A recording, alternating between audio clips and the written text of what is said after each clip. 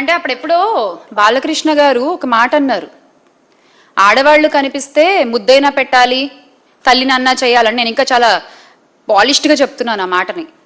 తల్లిని అన్నా చేయాలి అంటూ ఆయన మాట్లాడిన మాటల్ని కూటమి నేతలు చాలా సీరియస్గా తీసుకున్నట్టున్నారు. ప్రతి ఒక్కళ్ళు ఈ రోజున అధికారంలోకి వచ్చిన దగ్గర నుంచి అదే పనిలో ఉన్నారు.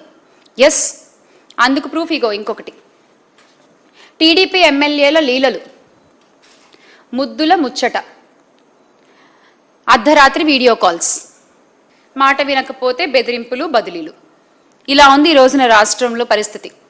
అదే గత ప్రభుత్వంలో తీసుకున్నట్లయితే వైఎస్ జగన్మోహన్ రెడ్డి గారు ముఖ్యమంత్రిగా ఉన్నప్పుడు ఏ ఆడపిల్ల, ఆ ఆడపిల్ల స్కూల్కి వెళ్ళే పిల్లైనా, ఉద్యోగం చేసే మహిళైనా, ప్రభుత్వ ఉద్యోగంలో ఉన్న మహిళైనా, ఇంట్లో వంట చేసుకునే అమ్మైనా,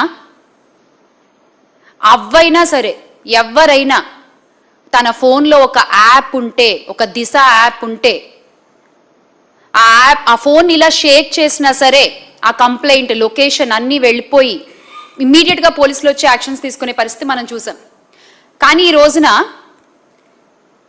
అలాంటి ఒక యాప్పై చంద్రబాబు నాయుడు గారి శాపం పడింది. మొత్తానికి యాప్ని నిర్వీర్యం చేస్తారు. మళ్ళీ సేమ్ టు సేమ్ కాపీ కొట్టి శక్తి యాప్ అంటూ తీసుకొచ్చారు. మరి ఈ రోజున ఆ శక్తి యాప్ పనిచేస్తోందా? పనిచేయట్లేదు. అందులో కంప్లైంట్స్ తీసుకోరు, ఫైల్ చేస్తే కంప్లైంట్ ఫైల్ అవ్వదు, బాధితులకి న్యాయం జరగదు. ఇంకెందుకు ఆ శక్తి యాప్? మీకు రాష్ట్రంలో తెల్లారు లేస్తే ఇన్ని ఇష్యూస్ జరుగుతున్నప్పుడు మహిళల మీద ఎందుకండి మీకు ఆ శక్తి యాప్ ఉండి ఉపయోగం ఏంటి? జగన్మోహన్ రెడ్డి గారి ఆలోచనలని కాపీ కొడితే సరిపోదు, ఆచరించే దమ్ము ఉండాలి, సత్తా ఉండాలి. అది లేదు అని పవన్ కళ్యాణ్ గారు స్టేజ్ మీద ఓపెన్గా ఒప్పుకున్నారు ఒక మీటింగ్లో, మా ప్రభుత్వానికి అంత సత్తా లేదు అని. దాని రోజున ఎమ్మెల్యేలు, నాయకులు అందరూ నిజం చేస్తూ వస్తున్నారు.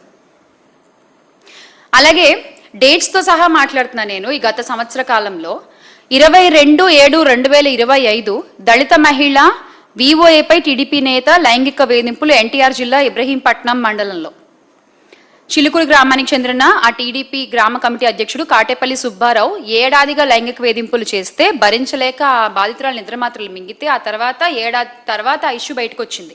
అలాగే 21/7/2025 కేజీబీవీలో సీట్ ఇప్పిస్తానంటూ ఒంటరి మహిళపై లైంగిక వేధింపులు.